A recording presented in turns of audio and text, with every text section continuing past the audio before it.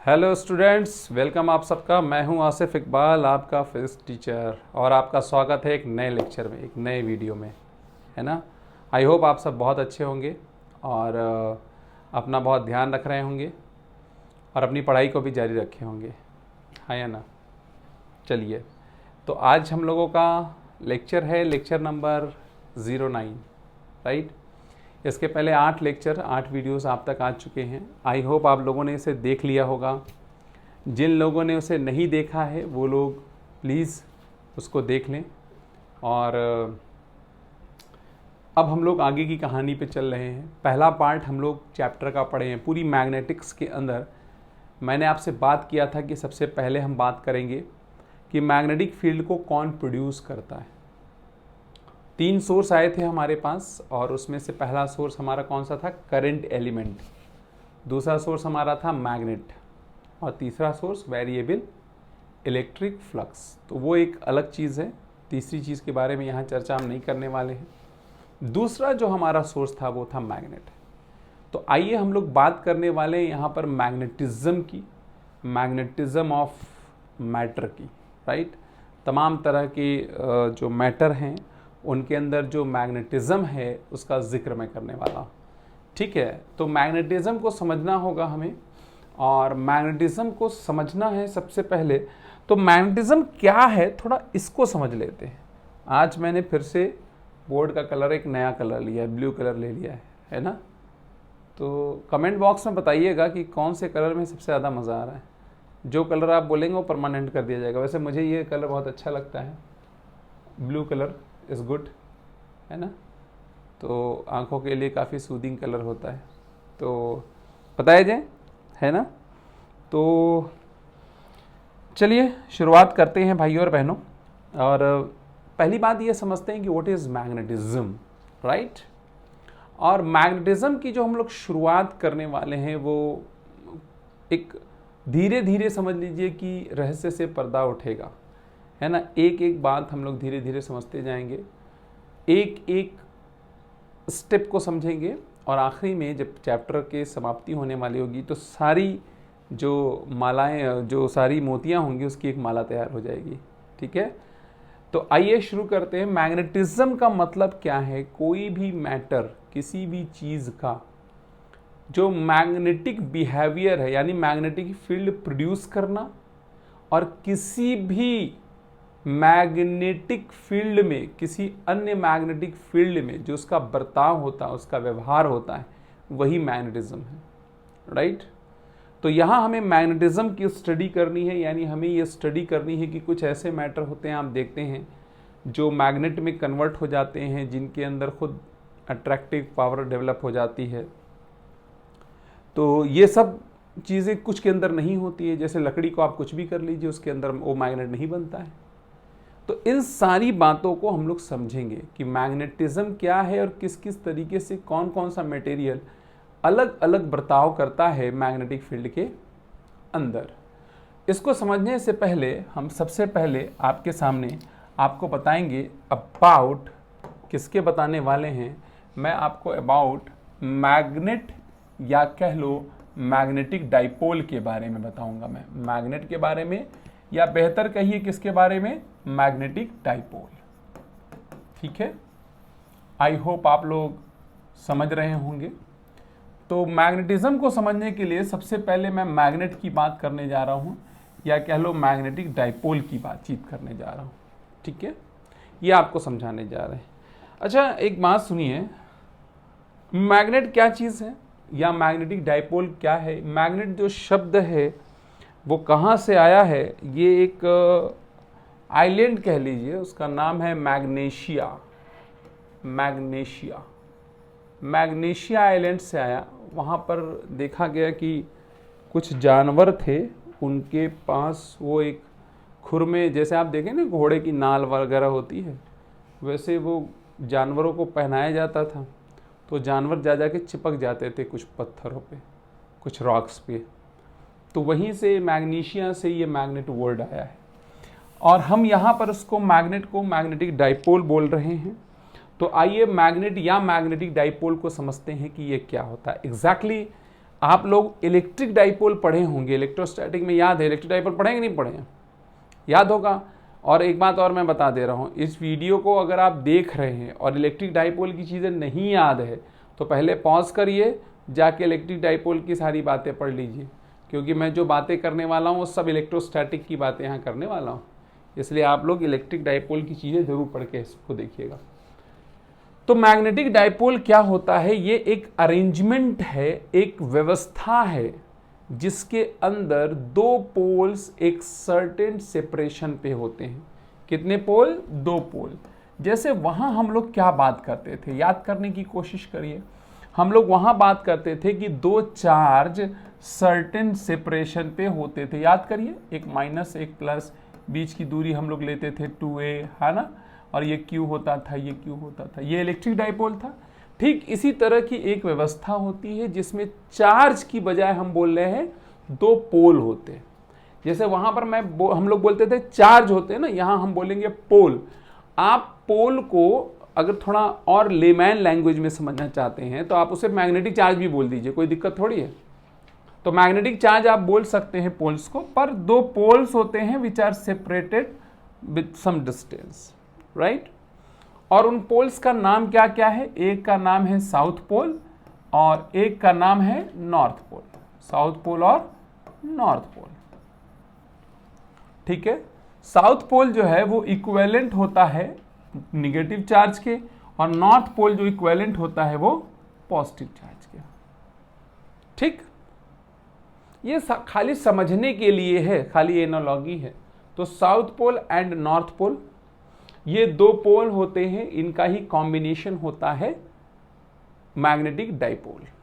Clear है? समझ में आ रहा है? और जो साउथ पोल है और जो नॉर्थ पोल है वो मिल करके मैग्नेटिक डाइपोल जब बनाता है। मैग्नेटिक डाइपोल कौन कौन है? बहुत से मैग्नेटिक डाइपोल हैं। सबसे पहले मैं जिक्र करूंगा आपसे बार मैग्नेट का। किसका? Bar magnet. बार मैग्नेट मतलब एक जो आप लोग देखे होंगे स्कूलों में, हो सकता है कि मौका मिला होगा तो घर भी लेके आए होंगे, है ना। ये बार मैग्नेट होता है, साउथ पोल और नॉर्थ पोल होता है, ठीक। दूसरा एग्जाम्पल है, पहला एग्जाम्पल। दूसरा है एक current carrying coil. Current carrying coil. अब कई लोगों के मन में आएगा कि भैया करंट कैरिंग कॉयल ये कैसे हो गया मैग्नेटिक डाइपोल? समझिएगा, जैसे ये मान लीजिए कोई करंट कैरिंग कॉयल है, इसमें करंट जा रही है आई, तो ये भी एक मैग्नेटिक डाइपोल है। आप कहेंगे जी हमको इसमें तो पोल दिख नहीं रहा है। It behaves like a magnet, it behaves like a magnet. ये एक मैग्नेट की तरह बिहेव करता है, बर्ताव करता है, ठीक।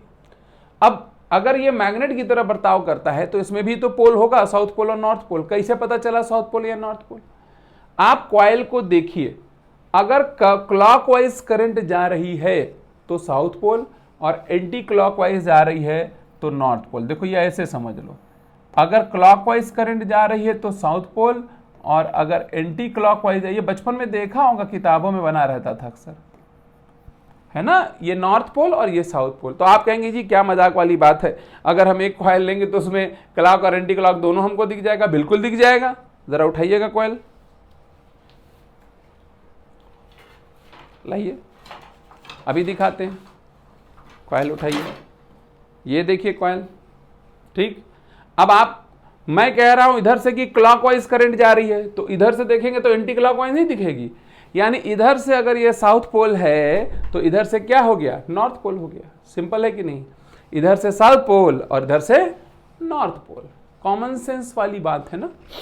तो मेरे कहने का मतलब ये है कि एक करंट कैरिंग कॉइल भी एक तरह से मैग्नेट होता है, ठीक।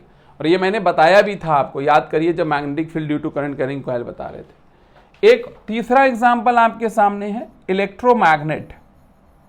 Electromagnet, it is also an example of magnetic dipole या मैग्नेट। अब ये इलेक्ट्रोमैग्नेट क्या होता है? अरे भैया सिंपल सी बात है, इलेक्ट्रोमैग्नेट बहुत ही सस्ती चीज है। बताता हूं क्या। याद करो, आप लोगों ने एक सोलेनॉइड पढ़ा था कि नहीं पढ़ा था? तो जो सोलेनॉइड होता है, जब उसमें आप करंट फ्लो करते हैं तो यही बन जाता है इलेक्ट्रोमैग्नेट। तो मैग्नेटिक डाइपोल क्या है? एक ऐसी व्यवस्था जिसमें दो पोल होते हैं, अर्थ सेपरेशन होते हैं, राइट? और इसका एग्जाम्पल बार मैग्नेट है, करंट कैरिंग कॉइल है और इलेक्ट्रोमैग्नेट है। ये तीन एग्जाम्पल्स हमारे सामने हैं। आइए जिसको मॉड्यूल में देखते हैं। आई होप आप सबके पास मॉड्यूल होगा। जिनके पास पीडीएफ फॉर्म में मॉड्यूल है, प्रिंट आउट निकाल लीजिएगा। A magnetic dipole consist of a pair of magnetic poles of equal and opposite strength separated by some distance. Magnetic needle, bar magnet, solenoid, coil और loop. Magnetic needle भी एक तरह का magnet ही होता है। अरे जो छोटा वाला बचपन में आप स्कूल में नहीं देखा होगा, इसे छोटा कंपास था, इसे घूमता था, वो भी मैग्नेट ही होता है। मैग्नेट का मतलब ये बार मैग्नेट जैसा मैग्नेट होता है। ठीक, क्लियर हो गया कि नहीं क्लियर हो गया सबको? आई होप आपको मैग्नेटिक डाइपोल समझ में आ गया होगा। जो लोग भी इस वीडियो को देख रहे हैं, मैं बार बार कहता हूं, आप अनुशासित होकर के बैठिएगा, डिसिप्लिन होकर बैठिएगा, वरना मज़ा नहीं आने वाला। फिर कुछ फ़ायदा नहीं है। तो आप बाकायदे कॉपी पेन सब लेकर के बैठिए, मेरी इस बात को नोट भी कर लीजिए साथ में, थोड़ा आनंद भी आता रहेगा, इंटरेक्शन हमारा आपका बना रहेगा। ठीक है, सही है। चलिए आगे बढ़ते हैं। देखो, अब मैग्नेटिक डाइपोल तो अपने को क्लियर हो गया, साउथ पोल नॉर्थ पोल क्या है कैसे। अब जिस तरीके से हम लोग वहां एक टर्म यूज करते थे, डाइपोल मोमेंट, याद आ रहा है? इलेक्ट्रिक डाइपोल के लिए हम लोगों ने एक टर्म बनाया था, डाइपोल मोमेंट। याद है कि नहीं याद है, बताओ? डाइपोल मोमेंट बनाया था कि नहीं बनाया था हमने? तो डाइपोल मोमेंट जो हम लोगों ने बनाया था, P बराबर में Q इंटू 2A आया था, आपको याद होगा। ये सब हमने पढ़ा था। एक इलेक्ट्रिक डाइपोल के लिए जबरदस्ती ये टर्म हम लोगों ने बनाया था, so that we can understand कि कोई डाइपोल कितना तगड़ा है या कितना कमजोर है। अगर आपको याद हो तो इलेक्ट्रिक डाइपोल की वजह से आपने इलेक्ट्रिक फील्ड निकाली थी, याद करिए। तो वहां डाइपोल मोमेंट आता था कि नहीं आता था? अरे आता था ना। तो जितना ज्यादा डाइपोल मोमेंट रहेगा, उतना ज्यादा मैग्नेटिक फील्ड प्रोड्यूस होने वाली है। क्लियर? तो डाइपोल मोमेंट जो है एक जबरदस्ती का टर्म है जो हम लोगों ने अपनी पढ़ाई के लिए बनाया था भाइयों बहनों। ठीक, जैसे वहां डाइपोल मोमेंट था, यहां पर भाइयों बहनों एक टर्म है मैग्नेटिक डाइपोल मोमेंट। क्या टर्म है? Magnetic dipole moment. ये जो टर्म मैं आपको पढ़ा रहा हूं, ये आपके बहुत काम का है, केमिस्ट्री में भी काम करता है। इसको हम मैग्नेटिक मोमेंट भी कहते हैं। क्या कहते हैं जी? Magnetic moment, magnetic dipole moment या magnetic moment, right, very important. चलिए ठीक, अब हम ये जो मैग्नेटिक मोमेंट है इसको कैपिटल M से रिप्रेजेंट करते हैं। मैग्नेटिक डाइपोल मोमेंट या मैग्नेटिक मोमेंट शॉर्ट में कहिए, ये अलग अलग मैग्नेट के लिए, अलग अलग मैग्नेटिक डाइपोल के लिए कैसे लिखा जाएगा और उसका डायरेक्शन क्या होगा, मैं इसके बारे में आपसे बात करूंगा। सबसे पहले ये हम कैलकुलेट करने जा रहे हैं बार मैग्नेट के लिए। किसके लिए भाइयों बहनों? For bar magnet. ठीक है, तो आप लिख सकते हैं अपनी नोट्स में साथ में मेरे, फॉर बार मैग्नेट। ये नंबर 1 मैं बताने जा रहा हूं। कॉइल के लिए भी बताऊंगा M क्या होता है, राइट। चलिए, बार मैग्नेट में सबसे पहले क्या होता है भाई, एक बार जैसा होगा, ठीक है।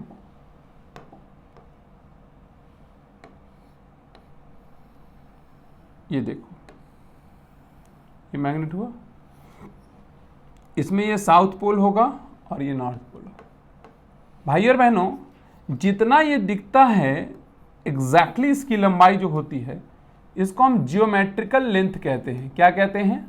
Geometrical length. ठीक, लेकिन जो ये पोल होता है, ये पोल बिल्कुल किनारों पे नहीं होता है, पोल थोड़ा सा करीब होता है। ये रहा वो पोल, और यहां से यहां तक की जो डायरेक्ट लेंथ होती है, शॉर्टेस्ट लेंथ, आप इसको कुछ भी बोल सकते हैं, एल बोल लो, 2a बोल लो, वॉट एवर जो भी बोल लो, इसको एल बोल लो, हम जिसे 2a के बराबर भी कर दे रहे हैं, कोई दिक्कत नहीं, राइट। और इस लंबाई को कहते हैं मैग्नेटिक लेंथ। ये आपको ध्यान रखना है कि मैग्नेटिक लेंथ क्या होती है, pole to pole shortest length, pole to pole shortest length. अगर मैंने मैग्नेट को थोड़ा सा बेंड कर दिया, समथिंग लाइक दिस, ये है साउथ पोल और ये है नॉर्थ पोल, और आपसे कहा जाए कि आप मैग्नेटिक लेंथ निकालो, तो ये होगा मैग्नेटिक लेंथ, ठीक। ये क्या होगा, मैग्नेटिक लेंथ। क्लियर। तो ये ध्यान रखना है कि ये मैग्नेटिक लेंथ क्या है। हमें निकालना क्या है, इसका मैग्नेटिक मोमेंट। तो इसके मैग्नेटिक मोमेंट का फॉर्मूला बिल्कुल वैसे ही चलेगा जैसे आपका इलेक्ट्रिक डाइपोल में चला था। जो मैग्नेटिक मोमेंट होगा भाई और बहनों, उसकी वैल्यू वहां पर क्या होती थी, इलेक्ट्रिक डाइपोल मोमेंट की वैल्यू Q इंटू 2a, तो यहां Q की जगह हो जाएगा स्मॉल m। अब ये स्मॉल m क्या है, स्मॉल m जो है वो कहलाता है पोल स्ट्रेंथ। क्या कहलाता है, पोल स्ट्रेंथ। एक नया टर्म आपके सामने आया है, पोल स्ट्रेंथ। पोल स्ट्रेंथ का मतलब क्या होता है, थोड़ा फील कर लीजिए, ये आगे आपको धीमे धीमे और अच्छे से समझ में आता जाएगा पोल स्ट्रेंथ होता क्या है। एक्चुअली पोल स्ट्रेंथ को समझना है तो ये समझ लीजिए कि कोई भी पोल कितना तगड़ा है, कितना स्ट्रांग है। जैसे हम लोग अगर इलेक्ट्रिक डाइपोल की बात करें तो उसमें चार्ज यानी Q जितना ज्यादा बड़ा होगा, फील्ड उतनी तगड़ी पैदा कर देगा। अरे हाँ है ना। ठीक उसी तरीके से पोल स्ट्रेंथ ये बताता है कि ये जो पोल है, ये जो साउथ पोल है या नॉर्थ पोल है, वो कितना स्ट्रांग, कितना तगड़ा है। साउथ पोल की पोल स्ट्रेंथ को हम निगेटिव लेते हैं, यानी साउथ पोल की पोल स्ट्रेंथ कैसे ली जाती है, निगेटिव -m, और नॉर्थ पोल की +m। ठीक, बात समझ आ गया आपके। तो magnetic moment is equal to pole strength into में बीच की दूरी 2a। क्लियर। या L, चाहे L भी लिख सकते हो और 2a भी लिख सकते हो, मर्जी आपकी, श्रद्धा भक्ति आपकी, कोई दिक्कत नहीं होना चाहिए। इसकी यूनिट होती है भाइयों बहनों एम्पियर मीटर स्क्वायर। यूनिट क्या है, ampere metre square. This is the unit of pole strength. Clear, pole strength कह रहा हूं, मैग्नेटिक मोमेंट। ठीक है, तो वैल्यू समझ में आ गई बार मैग्नेट के लिए। कोई दिक्कत, कोई समस्या, कोई परेशानी नहीं। अब आप इसके डायरेक्शन के बारे में बात करेंगे। ये बार मैग्नेट की कहानी चल रही है, will talk about the direction. भाइयों बहनों याद करिए, इलेक्ट्रिक डाइपोल में डाइपोल मोमेंट का डायरेक्शन क्या था, निगेटिव चार्ज से पॉजिटिव चार्ज की तरफ, माइनस से प्लस की तरफ। यहां माइनस के इक्विवेलेंट कौन है, साउथ पोल, और पॉजिटिव के नॉर्थ। तो मैग्नेटिक मोमेंट का डायरेक्शन होता है साउथ पोल से नॉर्थ पोल की तरफ।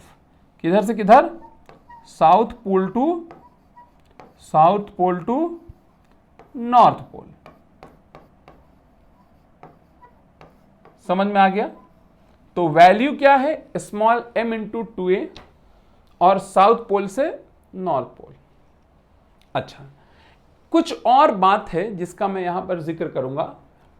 ये जो पोल स्ट्रेंथ होती है ना भाई और बहनों, ये डिपेंड करती है कि इस मैग्नेट को कितना तगड़ा मैग्नेट बनाया गया है, how much it is magnetised. इसको कितना ज्यादा हमने स्ट्रॉन्ग मैग्नेट बनाया है, ये एक इस पर निर्भर करता है। दूसरा, एक पर्टिकुलर मैग्नेट ले लिया आपने, जैसे आप मैग्नेट खरीद के लाए, तो उस मैग्नेट का जो एरिया ऑफ क्रॉस सेक्शन होता है ना, एरिया ऑफ क्रॉस सेक्शन, उस पर डिपेंड करेगा पोल स्ट्रेंथ। अगर आप एरिया ऑफ क्रॉस सेक्शन को आधा कर दोगे तो पोल स्ट्रेंथ आधी हो जाएगी।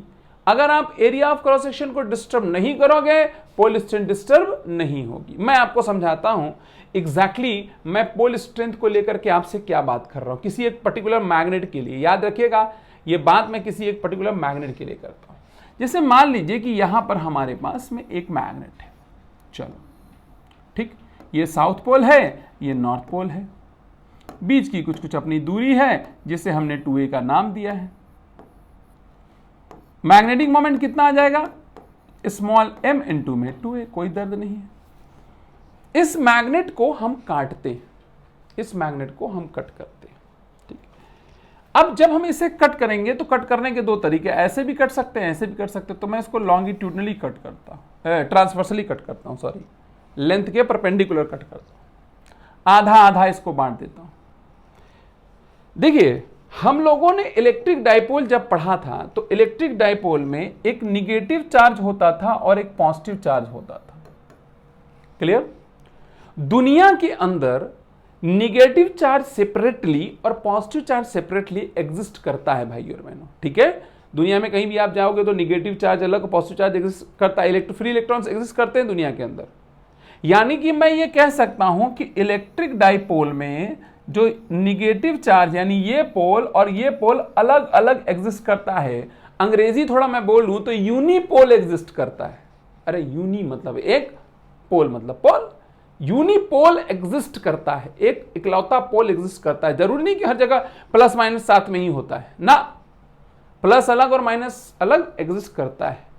लेकिन लेकिन लेकिन लेकिन भाई और बहनों, जब हम मैग्नेट के बारे में बात करते हैं तो इलेक्ट्रिक डाइपोल से हटके अगर मैग्नेटिक डाइपोल की बात करते हैं तो यहां पर यूनिपोल एग्जिस्ट नहीं करता है भाई और बहनों, बिल्कुल भी नहीं करता है। जब आप इसको काटेंगे तो सोचेंगे कि आप साउथ अलग और नॉर्थ अलग कर लेंगे, ऐसा बिल्कुल नहीं है। जब आप इसको काटेंगे तो क्या होगा, ये दो टुकड़ों कट जाए, काटेंगे तो कट जाएगा, हाँ, दो हिस्सों में बढ़ जाएगा। वास्तविकता है इधर साउथ था और इधर नॉर्थ था, तो भाई और बहनों क्या होगा, ये पार्ट साउथ की जो है, ये जो पार्ट है ये नॉर्थ बन जाएगा और ये इसका हिस्सा साउथ बन जाएगा। तो ये भी एक कंप्लीट मैग्नेटिक डाइपोल बन जाएगा और ये भी कंप्लीट मैग्नेटिक डाइपोल बन जाएगा। ठीक बात है। चूंकि इसका area of cross section change नहीं हुआ तो पोल स्ट्रेंथ अभी भी इसका m ही रहने वाला है, लेकिन इसके बीच का जो सेपरेशन था वो चेंज हो गया, a हो गया और इसका भी a हो गया। तो भाई और बहनों, इसका मैग्नेटिक मोमेंट चेंज हो जाएगा and magnetic moment will be small m into में a, और इस वाले का आधा है यानी मैग्नेटिक मोमेंट आधा हो गया। पर आधा क्यों हुआ, पोल स्ट्रेंथ के आधा होने से या लंबाई आधा होने से? जवाब है लंबाई आधा होने से। चलो एक और तरीके से काट लेते हैं, काटा जाए। ये लो जी, अगेन हमने मैग्नेट लिया, ये साउथ है और ये नॉर्थ है, मतलब नॉर्थ है, और हमने इसको यूं काटा, लो एक अलोंग द लेंथ काट दिया। तो क्या होने वाला है, जब अलोंग द लेंथ काटोगे, बराबर बराबर काटोगे, तो एरिया आधा आधा हो गया कि नहीं हो गया? यानी अंत परिणाम इसका यह होने वाला है कि यहां पर आपको दो मैग्नेट मिलने वाले हैं, साउथ नॉर्थ और यहां पर साउथ नॉर्थ। भाई और बहनों, लंबाई तो इसकी भी 2a है और इसकी भी 2a है, पर बदला है तो बदला क्या है, m dash is equal to m/2, m dash is equal to m/2।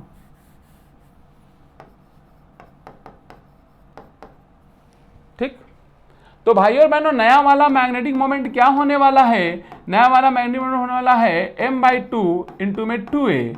जरा देखें तो ये पुराने वाले मैग्नेटिक मोमेंट का आधा आएगा। यस और नो? कोई समस्या, कोई दिक्कत, कोई परेशानी नहीं होनी चाहिए आपको।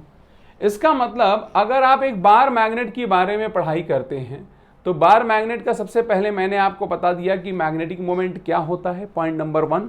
पॉइंट नंबर 2 मैंने उसके डायरेक्शन का जिक्र किया। पॉइंट नंबर 3 मैंने पोल स्ट्रेंथ के बारे में बताया, एक पर्टिकुलर मैग्नेट का अगर एरिया चेंज करोगे तो उसका पोल स्ट्रेंथ भी चेंज होगा, और पोल स्ट्रेंथ चेंज होगा तो मैग्नेटिक मोमेंट चेंज हो जाएगा। किसका मैग्नेटिक मोमेंट पढ़ रहे थे बताओ आप लोग? For a bar magnet. तो नोट करना चाहते हो तो नोट कर लो, और जो टेक्निकली स्मार्ट लोग हैं वो स्क्रीनशॉट ले लें। ये लो, एक ये है, वैसे साथ में नोट करते चलोगे ज़्यादा मजा आएगा, पॉज करके नोट कर लिया करो, ठीक है? वहीं वीडियो पॉज कर लो और नोट कर लो। That will be better. आइए मॉड्यूल में भी थोड़ा देख लेते हैं, हौसला बढ़ेगा आपका। Magnetic dipole moment of a bar magnet. The magnetic moment of a bar magnet is defined as vector quantity magnitude equal to फलाना ढिमाका, सब मैंने बता दिया आपको, राइट। और साउथ नॉर्थ होता है, और मैंने ये सब बता दिया। The pole strength of north and south pole is conventionally represent plus M minus M. और अगर दो पार्ट में काटा जा रहा है along the length, then pole strength reduce to half and length remains unchange. New magnetic dipole moment ये, ठीक है, मैंने बताया ना आपको, एरिया चेंज होने से चेंज होता है। और देखो एल क्या है, एल मैग्नेटिक लेंथ को आपको समझना पड़ेगा। मैग्नेट को आड़ा तिरछा कुछ भी मोड़ दीजिए, लेकिन याद रखिएगा कि ये जो एल लेते हैं मैग्नेटिक मोमेंट के फॉर्मूले में, वो क्या लेते हैं। Alright, getting my point? चलो अच्छी बात है, ठीक है। तो इतनी बातें आप लोग समझ चुके होंगे भाई और बहनों, इसमें कोई प्रॉब्लम आपको नहीं होना चाहिए। अब मैं करंट कैरिंग कॉइल का मैग्नेटिक मोमेंट बताने जा रहा हूं, तो इसको मैं मिटा देता हूं, और अब मैं बताने जा रहा हूं फॉर करंट कैरिंग कॉइल। ठीक, चलो, वेरी गुड, डम गुड। तो भैया ये है करंट कैरिंग कॉइल, जिसमें सपोज कर लीजिए कि करंट जा रही है लाइक आई और ये, ठीक है। ध्यान से समझिएगा, इट्स वेरी इंपॉर्टेंट। यहां पर जो मैग्नेटिक मोमेंट होता है भाई और बहनों, इस मैग्नेटिक मोमेंट की जो वैल्यू आती है दैट इज इक्वल टू आती है NIA। समझ में आ रहा है क्या आती है? NIA, ठीक है। यहां पर जो N है that is number of turns, number of turns. I क्या है? करंट। और A क्या है? एरिया ऑफ कॉइल, ठीक, एरिया ऑफ कॉइल। तो M is equal to, M की वैल्यू आई है NIA, और इसकी यूनिट आएगी अगेन एम्पियर मीटर स्क्वायर, ठीक। N is number of turns, I is current and A is the area. Direction कैसे निकालेंगे? हालांकि वहां तो आप जानते हैं डायरेक्शन साउथ से नॉर्थ होता है, तो साउथ पोल देख लीजिए, साउथ से नॉर्थ आएगा। लेकिन कोई बात नहीं, यहां डायरेक्शन निकालने का एक और तरीका है, वो क्या है? Right hand rule. कौन सा रूल है? Right hand rule. आप अपने दाएं हाथ को लीजिए जी, अपनी उंगलियों को, आपके पास में आपका अपना पर्सनल राइट हैंड होगा। मैं थोड़ा आड़ा तिरछा बना दे रहा हूं, बस समझ लीजिए आपकी ऐसा ही होगा। ये हाथ की लकीरें हैं किस्मत का तेज इंसान, ये है करंट, और ये है मैग्नेटिक मोमेंट का डायरेक्शन। मेरे कहने का मतलब क्या है समझिए, आप अपनी उंगलियों को करंट की तरफ घुमाइए, मैग्नेटिक मोमेंट का डायरेक्शन निकल आएगा। अच्छा, फिर से देख लेते हैं हम इसे, ठीक है। फिर से हम इसको कॉइल के अंदर देख लेते हैं। देखिए ये कॉइल है जी। अब मान लीजिए कि करंट इसमें जा रही है क्लॉकवाइज, या जो भी मान रहे हैं क्लॉकवाइज ही, चलो क्लॉकवाइज। तो मैं अपने राइट हैंड को घुमाऊंगा, तो मैग्नेटिक मोमेंट का डायरेक्शन ऐसे आया, देखो आया कि नहीं आया?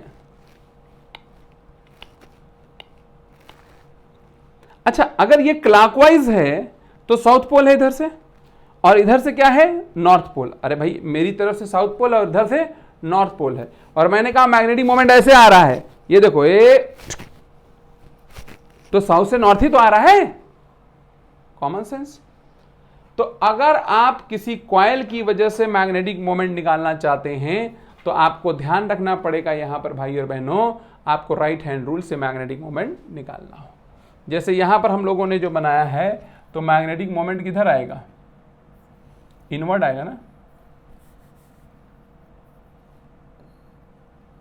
ये देखो,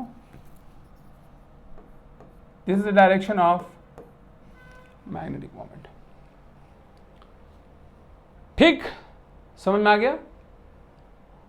तो मैग्नेटिक मोमेंट में आप एक बात देख रहे होंगे, कॉइल की वजह से जब मैग्नेटिक मोमेंट निकाल रहे हो, तो आप देख रहे हो कि डायरेक्शन में वही चीज लगा रहे हो जो इसकी वजह से जब मैग्नेटिक फील्ड निकाल रहे थे तब जो लगा रहे थे वही यहां पर लगा रहे हो, है कि नहीं है? अरे मैग्नेटिक फील्ड वाला याद होगा भैया आप लोग को, याद है कि नहीं याद है? आप बहुत समझदार लोग हैं, ये अलग बात है कि मैं मानता हूं कि आप समझदार हैं, भ्रम हो सकता है मेरा। चलिए बढ़ते हैं आगे। क्या ये क्लियर हो चुका है? बिल्कुल पूरी तरीके से। राइट हैंड रूल लगाते हैं, NI होता है एम्पियर मीटर स्क्वायर है। अच्छा, हमने ये करंट कैरिंग कॉइल लिया, अगर सोलेनॉइड होता तो भी सेम टू यू, तब भी यही फार्मूला, सोलेनॉइड में भी यही फार्मूला लगेगा, ठीक है? या इलेक्ट्रोमैग्नेट कह लो, इलेक्ट्रोमैग्नेट में भी सेम फार्मूला लगेगा। ठीक, समझ में आ गया? क्या मॉड्यूल के दर्शन कर लें? आइए, जितने दर्शनाभिलाषी हैं वो देख लें। यहां पर current carrying coil behaves like magnetic dipole, the face of coil in which current, ये तो खैर ये बात हो गई। M बराबर NI है, सत्य वचन। Magnetic moment of current carrying is an axial vector, direction of M is M find out by right hand thumb rule, curling finger current की डायरेक्शन में, कर्लिंग मतलब हाथ में छोटा सा हाथ बना है इसमें, और थंब आपको मैग्नेटिक मोमेंट का डायरेक्शन देता है।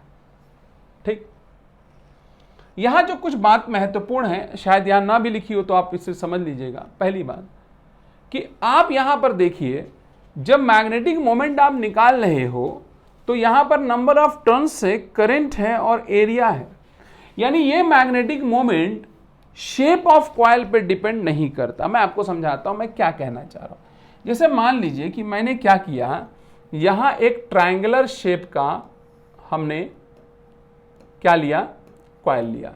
यहां हमने एक स्क्वायर शेप का लिया, स्क्वायर, समझ रहे हो आप, और यहां एक सर्कुलर लिया। तीनों में करंट सेम है, तीनों का एरिया भी सेम है, और तीनों में नंबर ऑफ टर्न्स 1 दिख रहा है आपको। Area same, current same, number of turns same. जब तीनों चीजें भाई और बहनों सेम है समझदार लोगों, तो जाहिर सी बात है कि इन तीनों के लिए मैग्नेटिक मोमेंट भी सेम होगा, नहीं होगा? सेम ही होगा। क्या इनके शेप पे मैग्नेटिक मोमेंट डिपेंड कर रहा है? नहीं। तो आप अपनी नोट्स में एक पॉइंट लिख लीजिएगा, the magnetic moment of current carrying coil और whatever current carrying coil does not depend on its shape, shape पे निर्भर नहीं करता है। समझ में आ रहा है कि नहीं आ रहा है? अरे हाँ या ना बताओ जल्दी, ठीक है?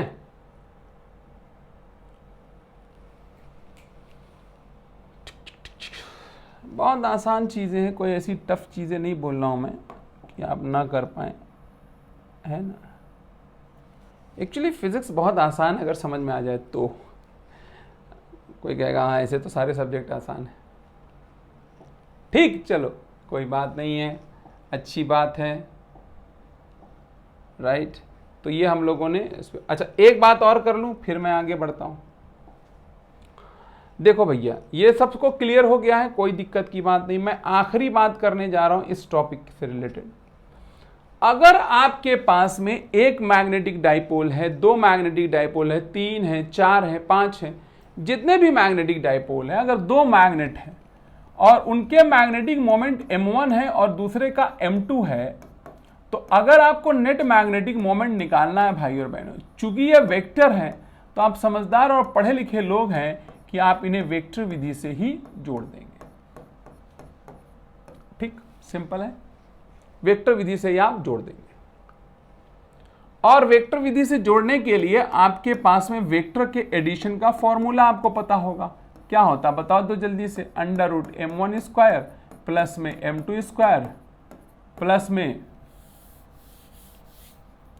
2M1 M2 cos theta.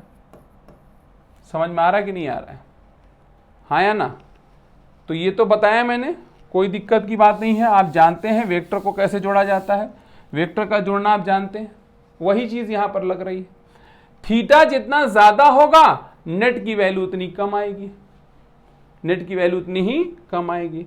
आइए इसी बात पे मैं आपको एक क्वेश्चन बताता हूं, पूछता हूं। क्वेश्चन क्या है, कुछ दमदार नहीं है, बिल्कुल ही बंडल सवाल है। आओ, क्या है, दो मैग्नेट रखे हुए हैं, मैं 4 पोजीशंस बना रहा हूं दो मैग्नेट की। एक ये हुआ,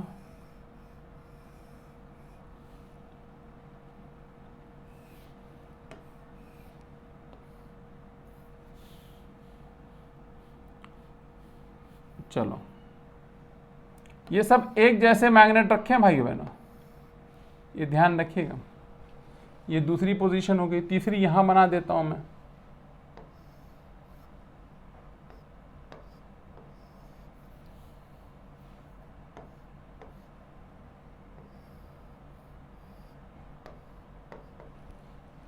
और चौथी है,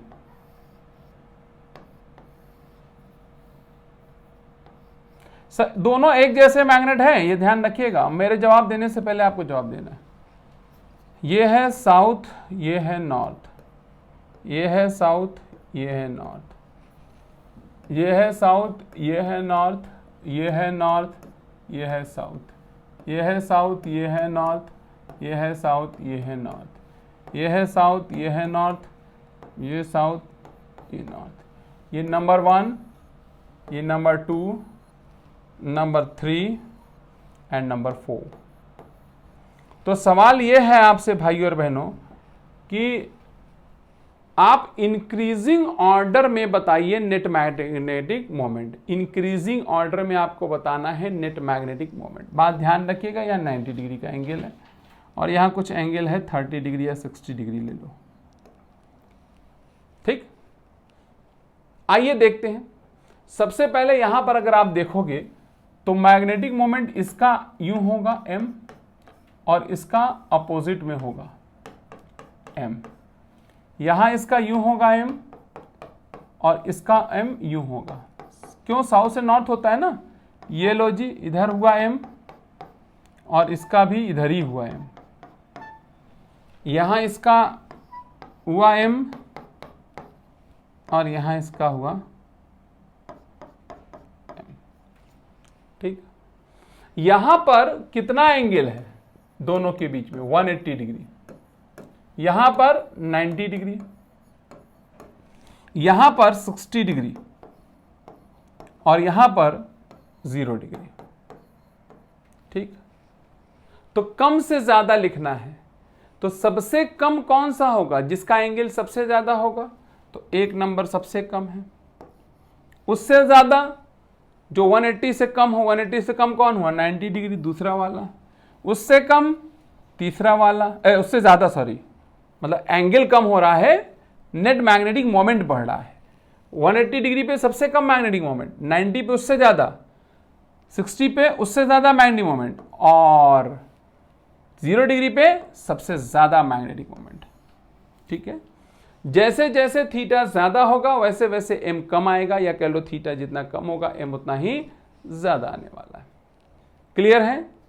तो ये नेट मैग्नेटिक मोमेंट निकालने का है। चाहो तो आप इस एग्जाम्पल को अपनी नोट्स में बना सकते हो, ठीक है। क्लियर है, अरे हाँ या ना। 25 25 26, ठीक है। चलो ऑलराइट, चलो मिटा दिया मैंने। आगे बढ़ते हैं, मॉड्यूल में भी दिखा देते हैं कहाँ लिखा हुआ है। ये देखो, the magnetic moment is a vector in case of two magnets having magnetic moment m1 m2 with theta angle theta between them the resulting magnetic moment. ये देखो लिखा हुआ, अंडर रूट लिखा है, पावर हाफ लगा, ठीक है। समझ में आ रहा है कि नहीं आ रहा है। चलो, तो ये कहानी रही किसकी, मैग्नेटिक डाइपोल की। मैग्नेटिक डाइपोल क्या होता है और मैग्नेटिक डाइपोल से संबंधित सारी बातें, मैग्नेटिक मोमेंट क्या है, हमने उसका जिक्र किया, सबका जिक्र किया। अब मैग्नेटिक डाइपोल के लिए हम फॉर्मूला पढ़ने जा रहे हैं, लेकिन यहां पर हम लोग एनालॉगी से फॉर्मूला पढ़ेंगे। हमें कोई नया फॉर्मूला नहीं पढ़ना है, जो हमने इलेक्ट्रिक डाइपोल के लिए पढ़ा है वही यहां पर करेंगे। सारे फॉर्मूले हम लोगों ने इलेक्ट्रिक डाइपोल के लिए क्या पढ़ा था इलेक्ट्रोस्टैटिक में, याद करने की कोशिश करिए। आपने जरूर पढ़ा होगा इलेक्ट्रिक डाइपोल के लिए कि जब आप इलेक्ट्रिक डाइपोल को किसी एक्सटर्नल इलेक्ट्रिक फील्ड में रखते थे, किसी बाहरी इलेक्ट्रिक फील्ड में रखते थे, तो उस पर लगने वाला टॉर्क याद करिए, उस पर लगने वाला उसका मोशन कैसा होता है, उस पर टॉर्क कितना लगता है, वर्क डन क्या होता है, एनर्जी क्या होती है, और कब स्टेबल होता है, कब अनस्टेबल इक्विलिब्रियम होता है, तमाम चर्चाएं करी आपने। आइए उन तमाम चर्चाओं को हम यहाँ पर भी आपके सामने रखते हैं फॉर द मैग्नेटिक डाइपोल। लेकिन मैं आपको फॉर्मूला नहीं ड्राइव कराने वाला, मैं क्या करूंगा, आपको सिर्फ वहां जो इलेक्ट्रिक डाइपोल आपने पढ़ रखा है ना, उसी का फॉर्मूला उठा करके यहां पर छापते चलेंगे, खाली एनालॉजी दिखा देंगे। तो यहां पर हम इलेक्ट्रिक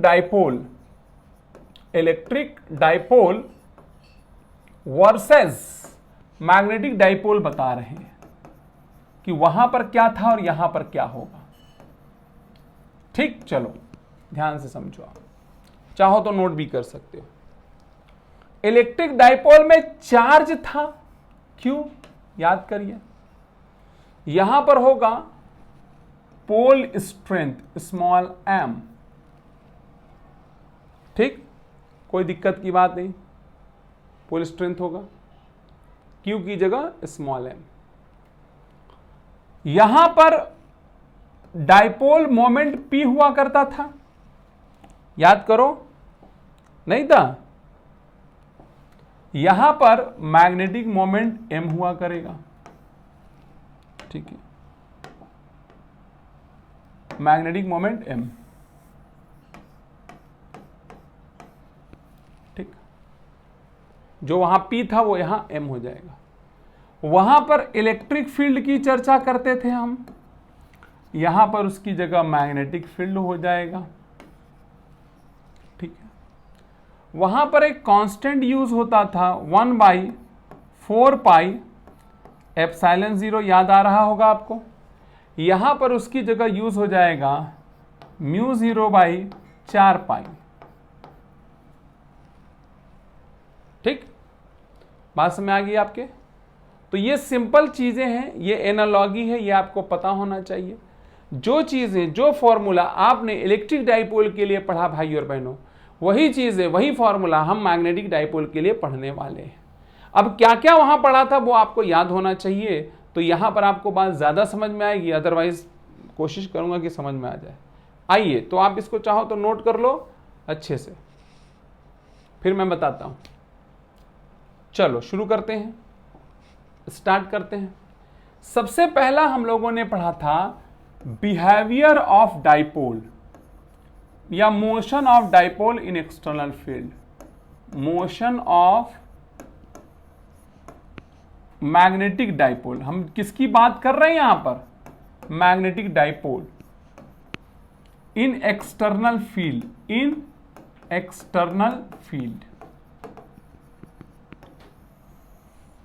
ठीक, तो याद होगा वहां पर आप लोगों ने पढ़ा था कि अगर किसी इलेक्ट्रिक डाइपोल को यूनिफॉर्म इलेक्ट्रिक फील्ड में रखा जाता है तो उस पर नेट फोर्स 0 होता है, लेकिन टॉर्क होता है, जिसकी वजह से वो सिर्फ और सिर्फ रोटेशनल मोशन करेगा। ठीक, और अगर नॉन यूनिफॉर्म में रखा जाएगा तो रोटेशन और ट्रांसलेटरी दोनों करेगा। तो यहां पर भी सेम बात लागू होती है। अगर आप किसी भी यूनिफॉर्म मैग्नेटिक फील्ड को ले लीजिए, किसको, यूनिफॉर्म मैग्नेटिक फील्ड, और उसमें किसी भी मैग्नेट को रख दीजिए। मैग्नेट का मतलब क्या, बार मैग्नेट नहीं, मैग्नेट का मतलब सिर्फ बार मैग्नेट नहीं है, मैग्नेट का मतलब कॉइल भी हो सकता है। कॉइल भी तो एक मैग्नेट है, ये लो करंट कैरिंग कॉइल।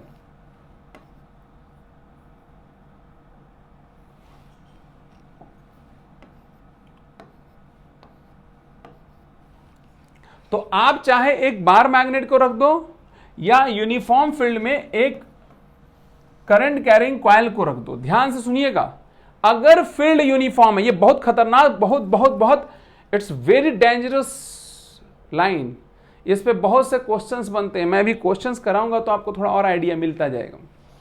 अगर आपने किसी भी करंट कैरिंग कॉइल को या किसी बार मैग्नेट को यूनिफॉर्म मैग्नेटिक फील्ड में रखा तो इस पे लगने वाला नेट फोर्स क्या होगा? 0। फोर्स लगेगा परंतु नेट फोर्स 0 होगा, ये ध्यान रखिए। इस पे भी फोर्स लगेगा परंतु नेट फोर्स क्या आ जाएगा भाई और बहनों? 0।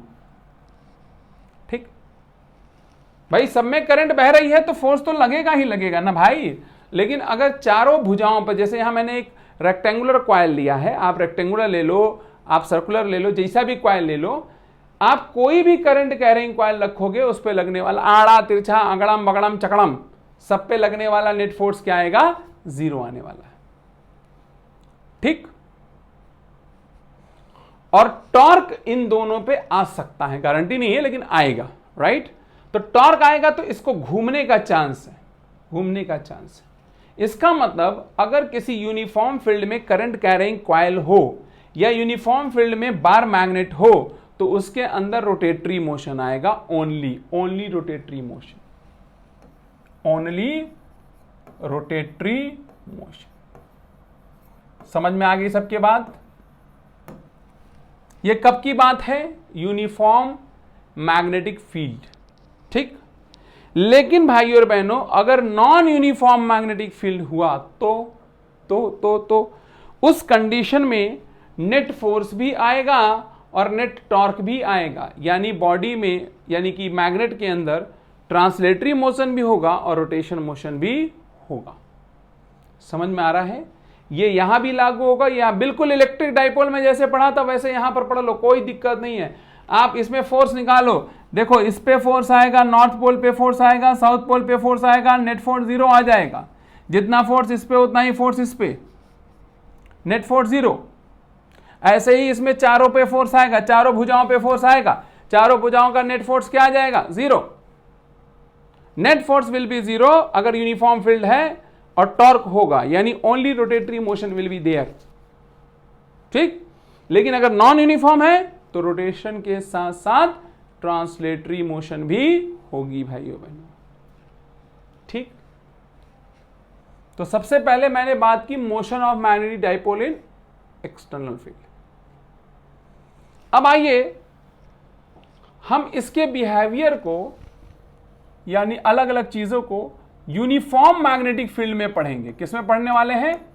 नॉन यूनिफॉर्म में नहीं पढ़ेंगे। समझ में आया कि नहीं आया? किसमें? Uniform magnetic. याद रखिएगा हम डाइपोल को यूनिफॉर्म मैग्नेटिक फील्ड में जा रहे हैं अध्ययन करने। ठीक है, तो डाइपोल अगर जब भी बोलते हैं, मैग्नेटिक डाइपोल जब भी बोलते हैं तो आपके सामने दो एग्जांपल पैरेलली दिमाग में चलना चाहिए। एक तो बार मैग्नेट चलेगा और दूसरा करंट कैरिंग कॉइल। समझ में आ रहा है कि नहीं आ रहा है? ठीक है, क्लियर है कि नहीं क्लियर?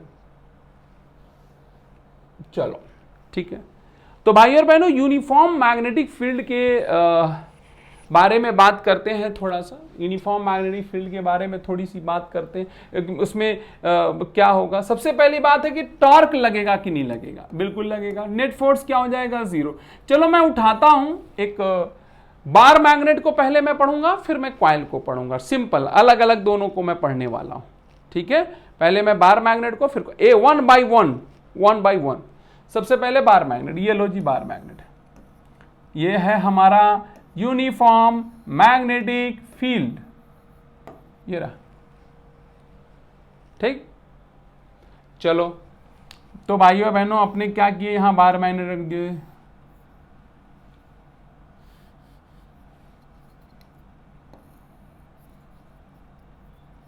ये लो, ये कौन सा पोल है जी? साउथ, और ये कौन सा है? नॉर्थ। ये मैग्नेटिक मोमेंट का डायरेक्शन किधर से किधर होता है? जल्दी बता दो। साउथ से नॉर्थ। मैग्नेटिक मोमेंट और बी के बीच में जो एंगल है दैट इज थीटा। ठीक, इस पोल पे भी फोर्स लगेगा भाई और बहनों, और इस पोल पे भी फोर्स लगेगा। जैसे वहां लगता था फोर्स वैसे यहां भी लगेगा फोर्स। समझ में आ रहा है कि नहीं आ रहा है? ठीक, ये फोर्स कितना हो जाएगा? ये फोर्स की वैल्यू होगी भाई और बहनों, वहां पर फोर्स की वैल्यू क्या होती थी? Q इंटू में E, तो Q की जगह हो जाएगा स्मॉल m इंटू में B। इसी प्रकार से यहां पर भी हो जाएगा फोर्स स्मॉल m इंटू में B। स्मॉल m क्या है? पोल स्ट्रेंथ, और B क्या है? Magnetic field. तो इस पे दो फोर्स लग रहा है, इक्वल लग रहा है, अपोजिट लग रहा है, तो नेट फोर्स क्या हो गया? 0।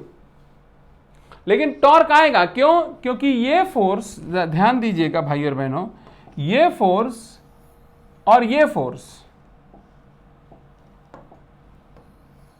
ये दोनों फोर्स मिल करके एक कपल बनाएंगे, कपल ऑफ फोर्स, और कपल ऑफ फोर्स की वजह से टॉर्क आता है।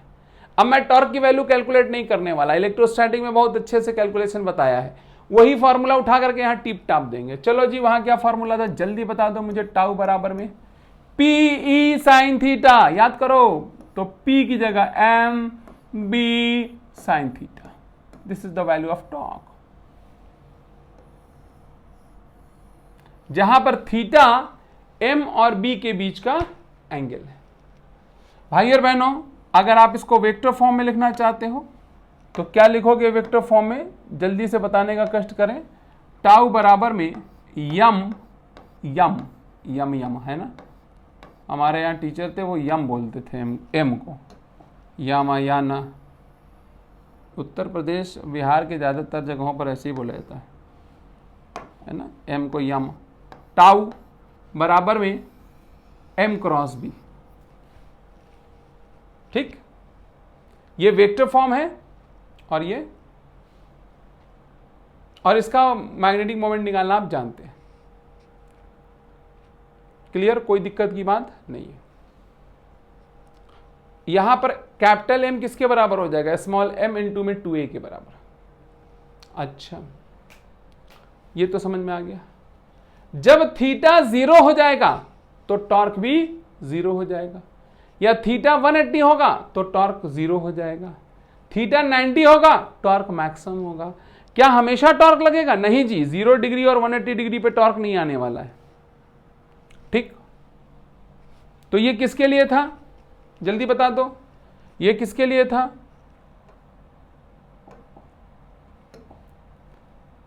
हैं?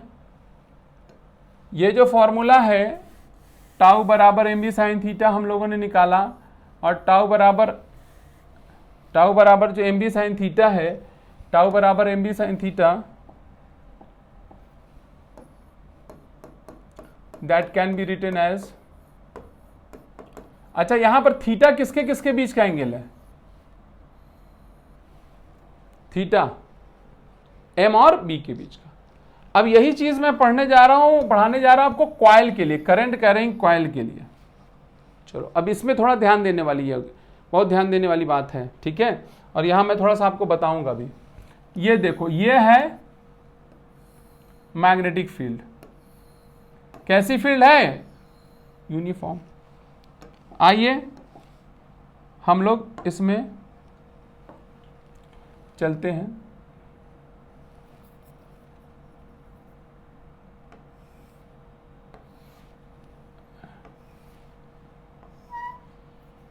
ठीक, ये लो, ये करंट कैरिंग कॉइल बन गया और इसमें करंट जा रही यूं, ठीक, और ये मैग्नेटिक फील्ड, ठीक। मैग्नेटिक मोमेंट का डायरेक्शन क्या होगा? मैग्नेटिक मोमेंट का जो डायरेक्शन होगा भाई और बहनों, वो कैसे निकालते हैं आप? इसके परपेंडिकुलर होगा यूं, this will be magnetic moment का direction and this is theta. देखो यहां एक गेम होता है। गेम क्या होता है मैं कॉइल से आपको समझाता हूं। मेरा कॉइल कहां चला गया? कॉइल दीजिए, 2 डंडियां दे दीजिए मुझे, 2 डंडी लाइए, एक बड़ी डंडी दीजिए। ऑलराइट, चलो देखो भैया, ये कॉइल है जी, कोई दिक्कत नहीं। इस कॉइल में करंट ऐसे जा रहा है। अरे ये रेक्टेंगुलर है ना, तो रेक्टेंगुलर हो चाहे जैसा हो, जो भी हो, रेक्टेंगुलर ले लेते हैं, छोड़ो इसको। चलो आपका दिल नहीं मानेगा, एक रेक्टेंगल उठा दीजिए भैया। अरे ये ठीक है, बस ये देखिए, देसी जुगाड़ है ये, है ना, ये कॉइल है। चलो अब ये तो सॉलिड दिख रहा है, लेकिन आप इसको मानो यहाँ कॉइल है, ठीक है। और ये मैग्नेटिक फील्ड है जी। अब अगर करंट देखो, मैं इसमें आप देखो करंट यूं जा रही है ना, यूं, तो मैग्नेटिक मोमेंट का डायरेक्शन किधर आएगा? देखो ऐसे हम हाथ घुमाएंगे तो ये आएगा। ऐसे कर लो या ऐसे कर लो, जो भी कर लो, यहां पर बना लो, यहां बना लो, कहीं बना लो, मैग्नेटिक मोमेंट का डायरेक्शन ये होगा।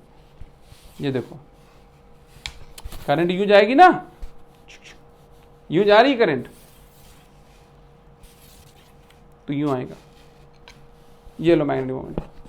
और यहां पर बी ऐसे, अगर ये थोड़ा तिरछा हो गया तो मैग्नेटिक मोमेंट ये रहा और ये रहा बी। देखो तो ये बी है और ये मैग्नेटिक मोमेंट, इसके परपेंडिकुलर मैग्नेटिक मोमेंट होगा। ये एंगल है थीटा, याद रखिएगा। अगर मैं आपसे कहूं कि जो प्लेन ऑफ कॉइल है वो पैरेलल टू मैग्नेटिक फील्ड है, तो थीटा क्या है? पैरेलल अगर है तो मैग्नेटिक मोमेंट का डायरेक्शन तो ये आएगा ना, थीटा 90 डिग्री है। ध्यान से सुनो, फिर से सुनो।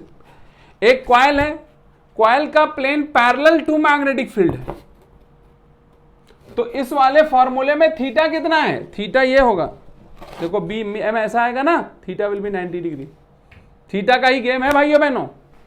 अच्छा, मैं कहूं प्लेन ऑफ कॉइल परपेंडिकुलर है यूं मैग्नेटिक फील्ड के, कौन मैग्नेटिक मोमेंट नहीं, प्लेन ऑफ कॉइल, तो ये आया एम।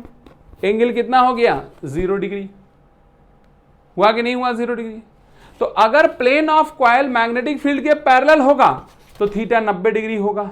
अगर 90 प्लेन ऑफ कॉइल 90 डिग्री पे होगा तो थीटा कितना हो जाएगा? 0 डिग्री। हाँ या ना? 0 भी हो सकता है करंट ऐसी आए तो 180 भी हो सकता है। मैं ये नहीं कह रहा हूं कि सिर्फ 0 होगा, लेकिन 0 या 180 होगा। और ऐसे करोगे तो अगर पैरेलल हुआ तो 90 होगा। अब कई बार क्वेश्चन वाला आपको फंसा देता है। कहां फंसा देता है वो मैं आपको बताता हूं। फंसाता यहां है कि वो आपको क्या करेगा, वो आपको ये सब नहीं बोलेगा ना कि प्लेन ऑफ कॉइल, सुनिएगा, plane of coil magnetic field से कुछ एंगल बना रहे हैं अल्फा।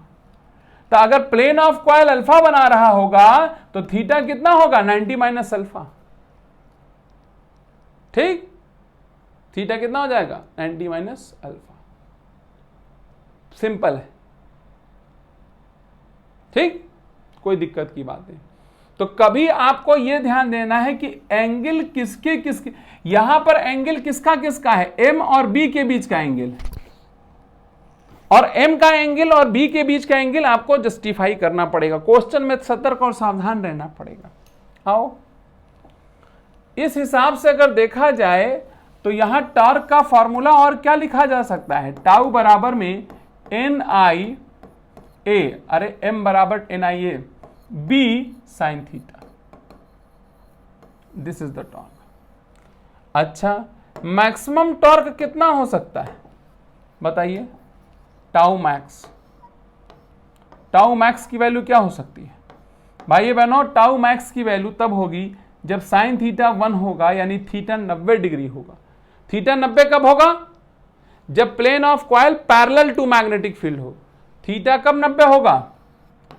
जब plane of coil parallel to magnetic field हो भाई और बहनों। In that case tau max की वैल्यू आ जाएगी NIAB। This is the maximum torque. I hope आपको ये समझ में आ गया होगा टॉर्क कितना लग रहा है। तो यहां पर हमारे पास बार मैग्नेट पे लगने वाला कॉइल और बार मैग्नेट पे लगने वाला टॉर्क और करंट कैरिंग कॉइल पे लगने वाला टॉर्क। आइए मैं इसको मॉड्यूल में आपको दिखाता हूं, थोड़ा हौसला मिल जाएगा। ये देखो, टाउ बराबर M क्रॉस B सब लिखा हुआ है, और करंट कैरिंग कॉइल में सब लिखा हुआ अल्फा, और यहां पर देखो थीटा लिखा नहीं है, थीटा लिख लेना। देखो ये थीटा लिखा नहीं है, इसको थीटा लिख लेना, ये थीटा। ठीक, समझ में आया कि नहीं है? और यहां पर देखो ये अलग अलग फोर्स दिखाया हुआ है कि F1 लगता है, F2 लगता है, F3 लगता है, F4 लगता है। सारे फोर्स कैंसिल कर देते हैं, टॉर्क आएगा। ठीक है, चलो। The torque on coil does not depend on shape. जाहिर सी बात है, टाउ बराबर MB साइन थीटा है। टॉर्क कहां से डिपेंड करेगा? शेप पे। कहीं शेप आया है? देखो भाई, M शेप पर डिपेंड नहीं करता, B शेप पर डिपेंड नहीं करता, तो कहां से डिपेंड करेगा? लिखा if the plane of coil is perpendicular to magnetic field then theta is 0 or 180 degree and torque in it is 0. If the plane of coil is parallel to magnetic field, then theta 90 and torque is maximum. इतना समझ में आ गया सबके? कोई दिक्कत वाली बात नहीं है। अब बाकी जो कैलकुलेशन मैं आपको पढ़ाऊंगा वो सब साथ में पढ़ाऊंगा, मतलब दोनों का इकट्ठे लेके चलेंगे, ठीक है? चलो, तो टॉर्क सबको क्लियर हो गया। एक करंट कैरिंग कॉइल अगर यूनिफॉर्म मैग्नेटिक फील्ड में होगा तो it will experience torque, net force will be 0। आओ आगे बढ़ते हैं। आई होप आपको यह समझ में आ गया होगा। नेक्स्ट, टॉर्क के बाद हम दूसरी चीज पढ़ने जा रहे हैं भाई और बहनों। क्या पढ़ने जा रहे हैं दूसरी चीज? Work done in rotating dipole. Rotating dipole, ये टॉपिक भी आप वहां पढ़े थे, आपको याद होगा। सेम टॉपिक यहां आ रहा है भाई और बहनों। तो यहां पर सबसे पहले आप देख लो कि मैग्नेटिक फील्ड मौजूद है यूनिफॉर्म, ठीक, और एक बार मैग्नेट है जो ऑलरेडी सपोज कर लीजिए किसी एंगल पे रखा था। ये लो, किसी एंगल पे था और किसी एंगल से उसको किसी और एंगल पे घुमाया गया। यानी आप ये मान लो कि ये θ1 एंगल पे था और घुमा करके θ2 एंगल पे पहुंचाया गया। ये साउथ है, ये नॉर्थ है, ये नॉर्थ है, ये साउथ है, ठीक। ठीक इसी प्रकार की जो घटना है या बातें हैं वो आप एक कॉइल के लिए भी कर सकते हैं, करंट कैरिंग कॉइल के लिए। उसको भी घुमाने में वर्क डन निकाल सकते हैं। कैसे? आप उसको किसी एंगल पे पहले रखे थे, सपोज कर लीजिए, फिर आपने उसको घुमा दिया किसी और एंगल पे।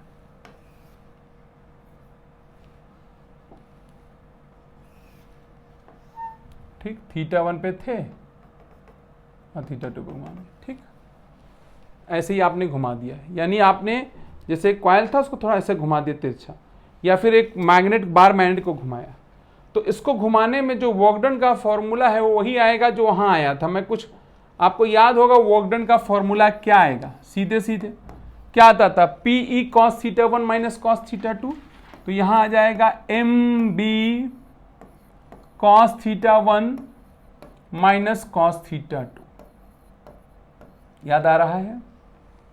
और अगर θ1 हम 0 डिग्री ले लें से लेकर के θ2 बराबर थीटा तक घुमाने में, 0 डिग्री का मतलब मैग्नेट अलोंग द फील्ड रखा था, वहां से अगर हम थीटा घुमाएं तब हमारे वर्क डन का फॉर्मूला क्या आएगा, MB cos 0 की वैल्यू 1 माइनस cos थीटा। ये कब का फॉर्मूला है? जब आप 0 से किसी एंगल पे घुमाते हो। सेम चीज टॉर्क में भी, इसमें करंट कैरिंग कॉइल के लिए भी सेम फॉर्मूला लग जाएगा। वहां पर M की जगह खाली NIA आप लिख लो, कोई दिक्कत नहीं, फॉर्मूला सेम। जो कॉइल के लिए फॉर्मूला वही बार मैग्नेट के लिए formula, no difference, no change. अच्छा, डाइपोल को रिवर्स करने में कितना वर्क डन करेगा? रिवर्सिंग द डाइपोल, रिवर्स करने का मतलब होता है कि यदि θ1 0 डिग्री है और θ2 180 डिग्री है, यानी आपने जस्ट इसको 0 डिग्री से पलट के 180 डिग्री कर दिया, रिवर्सिंग द डाइपोल। तो रिवर्सिंग द डाइपोल का अगर फॉर्मूला निकालोगे, वैसे याद होना चाहिए, लेकिन चलो, MB क्या हो जाएगा, cos 0 माइनस में cos 180। आप मेरे हिसाब से पढ़े लिखे लोग हैं, तो cos 0 की वैल्यू 1 होती, cos 180 माइनस 1 होती, 1 प्लस 1 2 हो गई, ये हो गया 2 MB। समझ में आ गया सबके? तो हमने सबसे पहले टॉर्क का फॉर्मूला पढ़ा और उसके बाद वर्क डन का फॉर्मूला पढ़ा। ये बात भी आपने पढ़ा हुआ है, आपको याद होगा। सिंपल मैं कॉपी पेस्ट कर रहा हूं भाइयों बहनों, कोई नई चीज आपके सामने पेश नहीं कर रहा हूं यहां। चलो, वर्क डन के बाद अगला है पोटेंशियल एनर्जी। जो बातें वहां करी थी, मैं बार बार कह रहा हूं कि वही बातें हम लोग सिंपल यहां कर रहे हैं। आपको याद होगा हम लोगों ने पढ़ा था कि अगर किसी भी यूनिफॉर्म इलेक्ट्रिक फील्ड में, इलेक्ट्रिक डाइपोल में पढ़ा था यूनिफॉर्म इलेक्ट्रिक फील्ड में अगर कोई इलेक्ट्रिक डाइपोल रखा हुआ है तो उससे पोटेंशियल एनर्जी एसोसिएट होती है, राइट। तो अगर किसी यूनिफॉर्म मैग्नेटिक फील्ड के अंदर एक बार मैग्नेट रख दो, क्या रख दो, एक बार मैग्नेट, ये m है और ये थीटा, या फिर किसी यूनिफॉर्म मैग्नेटिक फील्ड के अंदर भाइयों और बहनों एक करंट कैरिंग कॉइल रख दो। किसको रख दो, करंट कैरिंग कॉइल को रख दो, ठीक है। ये इसका m है और ये b के बीच का एंगल थीटा, ठीक है। अगर आप किसी कॉइल को रख दो करंट कैरिंग या किसी बार मैग्नेट को रख दो, तो भाइयों और बहनों इनके पास भी पोटेंशियल एनर्जी एसोसिएट हो जाती है, और वो पोटेंशियल एनर्जी कितनी होती है, थीटा एंगल पे माइनस m, वहां पर क्या होती थी, minus P E cos theta, याद करो, minus P E cos theta. तो इनके पास जो पोटेंशियल एनर्जी आएगी minus m b cos theta, ठीक, M B cos theta. Theta अगर 0 डिग्री हुआ तो u क्या आएगा, माइनस एम बी, जो कि मिनिमम होगी, याद करिए। यानी अगर ये magnet along the magnetic field रखा है या ये कॉइल ऐसे रखा है कि इसका जो मैग्नेटिक मोमेंट है बी की डायरेक्शन में है, तो मिनिमम पोटेंशियल एनर्जी आएगी। लेकिन अगर थीटा 180 डिग्री है तो u की वैल्यू आ जाएगी plus M B which is maximum. इसका क्या मतलब हुआ कि 0 से 180 डिग्री जब कोई भी मैग्नेटिक डाइपोल रोटेट करेगा तो उसकी पोटेंशियल एनर्जी बढ़ती चली जाएगी। 0 भी हो सकती है क्या, यस, कब, जब थीटा क्या हो, 90 degree, potential energy will be 0। Theta के हिसाब से आप पोटेंशियल एनर्जी बताओगे, ठीक है, जैसा थीटा वैसी पोटेंशियल एनर्जी, कॉमन सेंस लगाना पड़ेगा आपको, ठीक, वेरी सिंपल, वेरी इजी। आइए कुछ चर्चा और करते हैं। अभी अभी हम लोगों ने पढ़ा, हालांकि ये चर्चाएं इलेक्ट्रोस्टैटिक में कर चुके हैं एज इट इज, लेकिन चलो फिर भी मैं बताता हूं। अगर आपने किसी भी मैग्नेट को, चाहे आप बार मैग्नेट लो चाहे करंट कैरिंग कॉइल ले लो, ऐसा रखा कि magnetic moment along the magnetic field है, यानी थीटा क्या है, 0 डिग्री। भैया चूंकि यूनिफॉर्म मैग्नेटिक फील्ड है तो नेट फोर्स होगा नहीं, नेट फोर्स होगा नहीं होगा। दूसरी बात, m और b में कितना एंगल है, 0 डिग्री, तो टॉर्क कितना आ जाएगा, जल्दी से बता दो, टॉर्क भी 0 आएगा। और पोटेंशियल एनर्जी कितनी आएगी, माइनस एम बी, जो कि मिनिमम आएगी। भाई आप लोगों ने मैकेनिक्स में पढ़ा है कि इस दुनिया के अंदर अगर किसी बॉडी पे नेट फोर्स 0, नेट टॉर्क 0, तो वो इक्विलिब्रियम में होगा।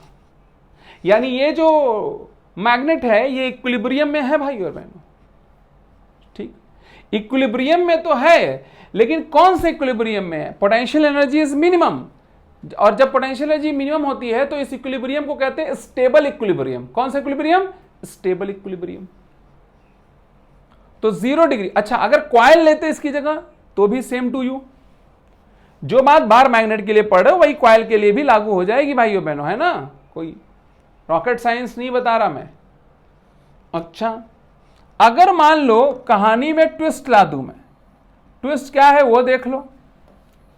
अगर मान लो पलट दूं मैं, मैग्नेटिक मोमेंट 180 डिग्री पे चला जाए, तो भी जब आप 180 डिग्री यहां लिखोगे थीटा, तो नेट फोर्स तो हमेशा 0 होगा, चाहे नेट 180 हो, चाहे 60 डिग्री हो, चाहे 30 डिग्री हो, चाहे कौनो एंगल हो, नेट फोर्स तो 0 होगा।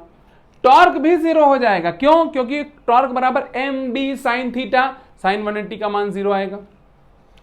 और पोटेंशियल एनर्जी प्लस mb आएगी, which is the maximum potential energy. Potential energy will be what? u is equal two plus mb, which is maximum. और मैक्सिमम पोटेंशियल एनर्जी होने का मतलब इक्विलिब्रियम स्टेबल है या अनस्टेबल है? डेफिनेटली ये एक अनस्टेबल इक्विलिब्रियम। ठीक, स्टेबल इक्विलिब्रियम और अनस्टेबल इक्विलिब्रियम के बारे में मैंने एक बात और आपको बताई थी कि अगर किसी चीज को स्टेबल इक्विलिब्रियम से डिस्टर्ब करोगे तो वापस वहीं आ जाएगी, अनस्टेबल से डिस्टर्ब करोगे तो वापस नहीं आएगी। याद है कि नहीं याद है? कितने एंगल पे स्टेबल आ रहा है, 0 या 180? 0 पे। और अनस्टेबल 180 पे। यहां एक फैक्ट और है जो मैंने वहां भी बताया था आपको कि अगर आपने किसी मैग्नेट को लिया, समझिएगा क्या किया आपने, कोई मैग्नेट लिया, ये लो, ये मैग्नेट है, ये साउथ है, ये नॉर्थ है, और ये मैग्नेटिक मोमेंट है, और इसको आपने थोड़ा सा डिस्टर्ब किया, यानी इस मैग्नेट को यूं किया, जुक थीटा एंगल, तो ये वापस यहां आएगा। क्यों? क्योंकि ये स्टेबल इक्विलिब्रियम में है। टॉर्क इसको लगेगा, टॉर्क कहेगा चलो वापस। लेकिन आप सोच के देखिए, आप ध्यान से देखिएगा, यहां हमने क्या किया, ये जो मैग्नेट है जब डिस्टर्ब किया तो टॉर्क की वजह से वापस आएगा, यहां टॉर्क 0 हो जाएगा, हो जाएगा नहीं हो जाएगा? लेकिन यहां रुकेगा नहीं, क्या होगा, ये मैग्नेट नीचे की तरफ चला जाएगा, फिर ये ऐसे ऐसे ऐसे ऐसे ये ऑसिलेशन करने लगता है। क्या करने लगता है? ऑसिलेशन। और इस ऑसिलेशन को अगर हम छोटे एंगल के लिए करें, for very small angle, theta is very small, in that case ये ऑसिलेशन, ये दोलन एक प्रकार से सिंपल हार्मोनिक मोशन होता है। क्या होता है? Simple harmonic motion. कैसे पता? वो देख लो। जब आप इसको डिस्टर्ब करोगे भाइयों और बहनों, ध्यान से सुनना, जब इसको डिस्टर्ब करोगे, छोटा सा एंगल थीटा, तो इसके ऊपर टॉर्क लगेगा जो इसको वापस लाना चाहेगा।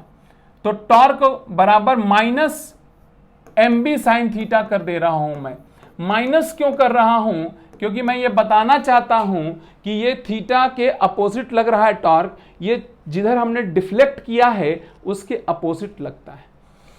थीटा बहुत छोटा है तो sine theta can be written as theta, sine theta can be written as theta. m constant है और b कांस्टेंट है तो tau directly proportional to theta हुआ कि नहीं हुआ? और दुनिया में अगर टाउ कभी भी थीटा के डायरेक्टली प्रोपोर्शनल अपोजिट आ जाए तो इस तरह का ऑसिलेटरी मोशन एंगुलर SHM कहलाता है। क्या कहलाता है? एंगुलर SHM कहलाता है। ये एंगुलर SHM की खूबी होती है। यहां पर लगने वाला टॉर्क थीटा के अपोजिट है और डायरेक्टली प्रोपोर्शनल है। किसी भी कोई भी बॉडी SHM तब करेगी जब उस पर लगने वाला टॉर्क माइनस के थीटा के बराबर हो जाए। अगर दुनिया में कभी भी, इस ब्रह्मांड के अंदर कभी भी किसी भी बॉडी पे लगने वाला टॉर्क ऐसा आ जाए तो आप कह दीजिएगा धड़ल्ले से वो SHM कर रहा है।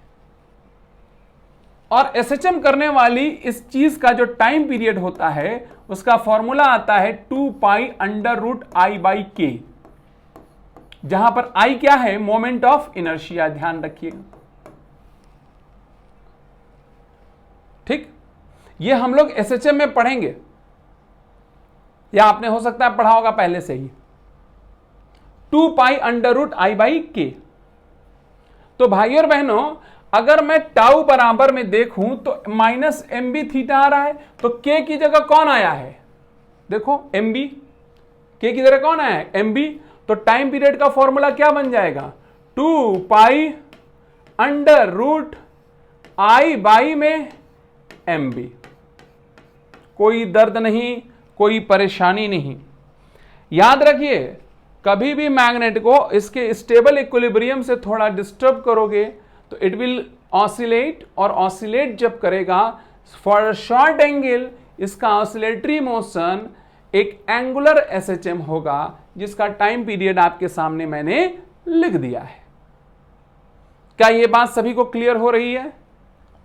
कोई दिक्कत हो तो बताइए। आई होप नहीं होना चाहिए। ठीक, तो आइए मॉड्यूल में भी देख लेते हैं इस बात को, थोड़ा सा तसल्ली मिले। आओ जी, सबसे पहले हमने टॉर्क कैलकुलेट किया, वो मैंने बता ही दिया आपको। उसके बाद हमने वर्क डन कैलकुलेट किया, ये देखो फॉर्मूला। और उसके बाद मैंने पोटेंशियल एनर्जी कैलकुलेट कराया। फिर यहाँ पर मैंने पॉइंट टू रिमेंबर में सारी बातें लिखवा दी हैं कि थीटा बराबर 0 पे एफ नेट आएगा 0। ये ई नेट लिखा हुआ है, इसको एडिट कर लीजिएगा, सही कर लीजिएगा, ये एफ नेट है, it should be F net. F net tau 0, you maximum है। तो स्टेबल और अनस्टेबल कब आएगा मैंने बता दिया, और जब डिस्टर्ब करते हैं तो टॉर्क लगता है, ये भी मैंने आपको बता दिया। आप चाहें तो जो मैंने लिखा है इसे आप नोट कर सकते हो, ये थोड़ा डिटेल मैंने लिखा दिया है, तो you can write it down. ठीक, चाहे तो आप इसे नोट कर सकते हैं। यहाँ डिटेलिंग बहुत ज़्यादा इसलिए नहीं की हुई है मॉड्यूल के अंदर, क्योंकि आप देखेंगे इलेक्ट्रोस्टैटिक में बहुत डिटेलिंग की गई थी। इलेक्ट्रोस्टैटिक में हम लोगों ने खूब अच्छे से इसको डिटेल लिखा हुआ है, तो इसलिए यहाँ पर इसको शॉर्ट में बताया गया है, और वैसे मैंने समझा पूरा दिया आपको। ठीक है, क्लियर है, कोई दिक्कत की बात नहीं, कोई समस्या की बात नहीं। तो भैया मैग्नेटिक डाइपोल क्या होता है, और मैग्नेटिक डाइपोल के ऊपर मैग्नेटिक डाइपोल का बिहेवियर क्या क्या होता है, ये मैंने आपसे चर्चा कर लिया। ठीक है, बहुत सिंपल चर्चा की। एक छोटा सा चर्चा बस करना चाह रहा हूं, ऐसे ही एक सवाल मेरे मन में आया है। हालांकि सवाल तो कल कुछ लूंगा मैं, इसके 5-10 क्वेश्चन तो कराऊंगा ही आपके। अभी वो चूरन चटनी वाले कराऊंगा, है ना, मॉड्यूल से थोड़ा उठा लूंगा, थोड़ा अपने करा दूंगा, ताकि थोड़ा आपको हौसला मिलता रहे, आपको थोड़ा आइडिया मिलता रहे, है ना, कि क्या चल रहा है हमारी जिंदगी में। सबसे पहले हमने एक कॉइल लिया,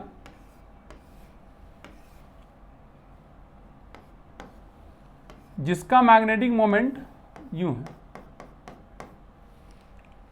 फिर थोड़ा उसको तिरछा कर दिया हमने, यानी मैग्नेटिक मोमेंट यूं हो गया। ठीक, और यहां पर कॉइल का जो प्लेन है बिल्कुल पैरेलल हो गया। इन तीनों अवस्थाओं में आपको बताना है कि potential energy of current carrying coil का क्या क्रम होगा। यहां पर पोटेंशियल एनर्जी U1, यहां पर पोटेंशियल एनर्जी U2, यहां पोटेंशियल एनर्जी U3। सिंपल है, पता है भैया, U बराबर -mb cos थीटा। थीटा जैसे जैसे बढ़ेगा पोटेंशियल एनर्जी बढ़ने वाली है, सिंपल। यहां थीटा कितना है, 0 डिग्री। यहां थीटा कुछ है, 0 से ज्यादा है, और यहां पर तो बिल्कुल m ऐसे आ गया ना, थीटा 90 डिग्री। तो एंगल देखो बढ़ रहा है। अगर एंगल बढ़ रहा है तो जाहिर सी बात है कि पोटेंशियल एनर्जी भी बढ़ रही है, कोई दर्द वाली बात नहीं। ठीक, 0 से 180 जाने पर अगर एंगल बढ़ता है तो पोटेंशियल एनर्जी भी बढ़ती है। ठीक है, तो आज 1 घंटे की वीडियो लगभग हो गई है, तो आज हम लोग इतना ही रखते हैं भाई और बहनों। मैं इसके आगे कुछ क्वेश्चंस, और कल का लेक्चर आपके लिए बड़ी जबरदस्त होने वाला है। कल मैं आपको मैग्नेटिज्म का कारण बताऊंगा। ठीक है, तो कल के लेक्चर के लिए तैयार रहिएगा। Thank you very much. अपना ध्यान रखिए। God bless you all.